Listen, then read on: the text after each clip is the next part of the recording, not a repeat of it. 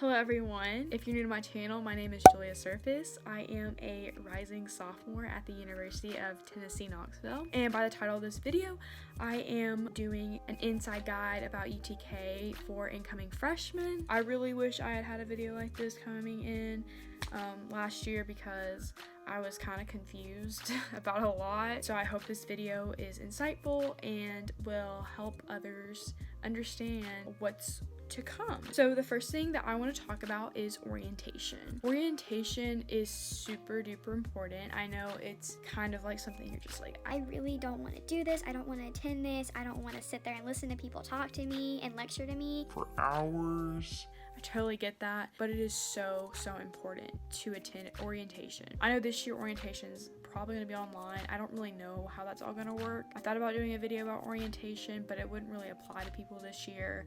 Still may do it, but orientation is basically the time to open up and meet new people and make those connections with new students. Pretty much everyone in orientation wants to make friends and wants to meet new people, so basically you just have to allow yourself to open up and meet new people and connect with these people and talk to them. And I totally get that orientation is long and tiring and you just kind of want to go to sleep and not be there, but it is so important that you stay awake and are paying full attention to whoever is talking to you, because they're talking about really important things about the university, like policies and programs and things that have been put in place for you. So, definitely pay attention, take notes on your phone, take notes on a piece of paper, or in a notebook, anything, because it's so much information at once that you're not going to remember it all, so you need to make sure you document it somehow.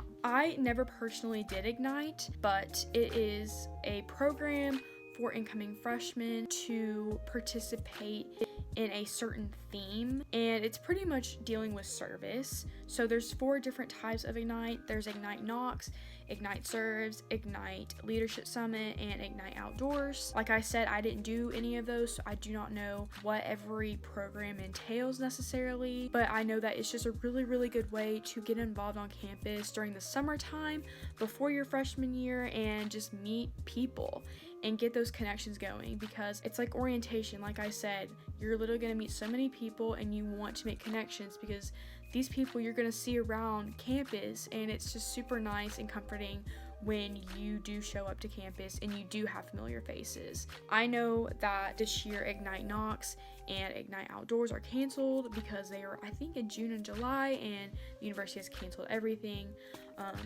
dealing with the university for the summer. However, I believe Ignite Leadership Summit and Ignite Serves are still scheduled to happen. That's August. Another tip about Ignite is that if you do those sessions or themes, you get to move into your residence hall early and you can kind of get more adjusted compared to everybody who's moving in on big old moving day. So it's kind of nice to just kind of get there before everybody else and get yourself situated and accommodated. This is dealing with orientation because registering for classes is part of orientation. However, this is kind of some tricks I really wish I had known before going into orientation. You want to look up at the UTK catalog to see what courses you're potentially going to have to take. And I don't know the exact location and buttons you press on the My UTK website, but if you go on My UTK, I believe it's under registering for classes. You can click on the browse classes feature or plan ahead feature. The browse classes feature is basically where you just look at the different classes offered with the different professors and times, and then the plan ahead feature is literally when you plan ahead and make a fake schedule. Basically, you can't register for classes until your advisor uplifts a hold on your account, so that will happen once you meet with your advisor. However, I think it is super important to browse classes and start looking up professors on Rate My Professor. Luckily, I got lucky and I got professors that were really great, and I didn't have any problems with any professors. However, I really do wish that I had known about Rate My Professor a little bit earlier before selecting my classes. It's just a great tool to just kind of see like what people are saying about the professor, and it may save you in the long run. I've had people DM me and then people in person ask me what dorm do I recommend people go into. I made a whole video about basic housing information, so go check that out to learn more about all the dorms at UT. However, I am going to say probably the most competitive dorms that people are going to want as freshmen, this is not in general, but as freshmen, are going to be Magnolia, Dogwood, Brown, and Orange. Dogwood is going to be an all honors LLC dorm this year, so that's just that. And then Brown has a lot of LLCs as well. I don't know the plan about Brown, but it is also competitive and may have less space because of LLCs. Okay, dining halls and food. So I'm going to be doing a whole video about the meal plan, dining halls, food, you name it, about food. I'm gonna probably talk about it in that video. It's super highly requested. I know a lot of people are waiting for it, and I promise you guys I am gonna do a video all about it. There are dining halls on campus that are equivalent to a meal swipe. So it's literally you go in there and you tap your card, and that is Presidential Court Building. PCB also has Chick-fil-A in there, and it has a Pod Market. Then there's the Fresh Food Company. Most people just refer to that as Stokely. Like, Hey, let's go eat at Stokely. so that's where like the majority of people eat. The main dining facility, it's brand new, it's nice, it has a lot more options than PCB. I still like PCB a lot. I think it's a fine dining location. A lot of people are freaked out about it. I don't see why. I literally eat my breakfast there every single day. It's great. It just doesn't have as many options because it's older. But a lot of people eat at Stokely. And then in Stokely, there's also a Starbucks and also another Pod Market. And then there's Southern Kitchen that is in Northern Campus. That's in Volunteer Hall. So I really never ate there unless I had a class in Northern Campus, but it's good. It's literally Southern food. It's a really good break from the other two dining halls that most people eat at. And then there's another dining hall in the Ag campus called Mabel's, and it's only a breakfast and lunch thing, so not a lot of people go there, but I'm kind of interested to see what it's like. I really need to check that place out. So there are other locations on campus where you can get food that are not meal swipe. You can do this thing called meal equivalency that I'm going to completely explain in my meal plan video, but the student union has a ton of food options like Subway, Qdoba, Chick-fil-A. There's like some salad place, I forgot the name of it. There's Steak and Shake. There's another place. I can't remember them all because there's so many. Brown has Subway and Twisted Taco in it. Thompson Bowling has Which, which is like a sandwich shop, and sushi. I've never been there before to any of those places, but I do know that they are a thing. The library has Starbucks and a Pod Market. Hess has a Pod Market and Dipper's Fried Chicken. Never had it, but a lot of my friends have, so I think it's pretty decent. And then Volunteer Hall, that's where the Southern Kitchen is. They also have Dunkin' Donuts and another sandwich shop. I can't remember the name of it currently. In the architecture building, art and architecture building, and the business building, and I feel like some other places, there are Einstein Bagels. So there's like a variety of options. Like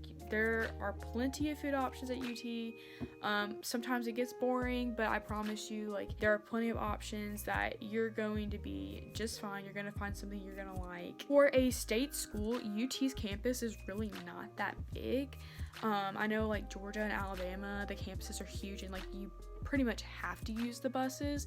At UT, you don't have to use the buses at all, but you're paying for it. It's in your transportation fee, and I don't know why you wouldn't use it because it's honestly so nice. They have stops like everywhere for you to get on if you're going to a certain location, so definitely use that resource. It's definitely there for students to use. Another resource related to buses is the T-Link, and that is a bus that I think the service starts at like 6 o'clock, something around there, but basically you can call a T-Link and they'll come pick you up wherever you are on campus. You don't have to like wait for the bus. They'll just come pick you up and they'll take you wherever you want to be dropped off around campus. It's super duper nice, and the reason that they have it is for the safety of their students, and they want their students to use it. It's expensive to run those programs, and you should completely take full advantage of it because it's there for you. Talking about transportation, Parking, my favorite. Parking at UT is very competitive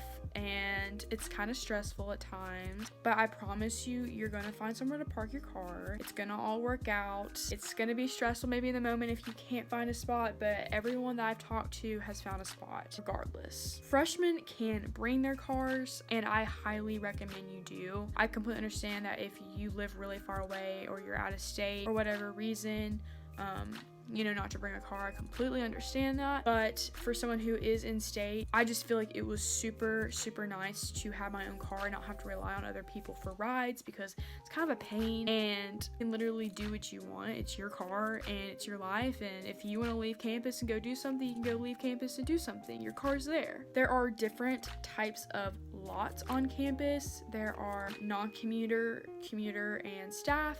N means non-commuter, C means commuter, and S means staff. I don't know where all the commuter spots are or the staff spots are, but I do know like where the non-commuter spots are. In general, for the most part, Magnolia Dogwood Garage is non-commuter. There are spaces between Carrick and Orange that are non-commuter. There's like lots all around Lake Avenue that are non-commuter. There's a Lake Avenue parking garage. Part of it's non-commuter, the other part is commuter, so make sure you go into the correct entrance. There is a parking garage behind Clement Hall. There's a parking garage in Stokely. I believe that's also commuter and maybe staff. So once again, make sure you're just parking in the correct spots and you won't get a ticket. Volunteer Boulevard is also filled with parallel spots. That is commuter, staff, and non-commuter. So during the day, it's pretty taken up and busy, but at night, it's pretty free space. I feel like everyone's particular about like where they study. Some people like being in their room. Some people like being in a certain building. For me, I had certain spaces on campus that I like to study. Probably my favorite would be Hodges Library, just because that is where you are supposed to study and they have the most resources. I really like going to the first floor. It is completely quiet. No one talks. There's computers there for you to print, and that's how I get my work done in complete silence for the most part. Every floor in the Hodges Library has like a different quiet level, so just make sure you're aware of that before going onto a certain floor. Another place that I like to study was in Stokely. There's like a little like area in the Starbucks. There are tables where you can just study and do your work. Obviously, it's a lot louder and has more traffic than the library, most likely, but I mean, for convenience, I used to study there, and for the most part, it's decently quiet and people are respectful. The Student Union off Peak is a good place to go and study.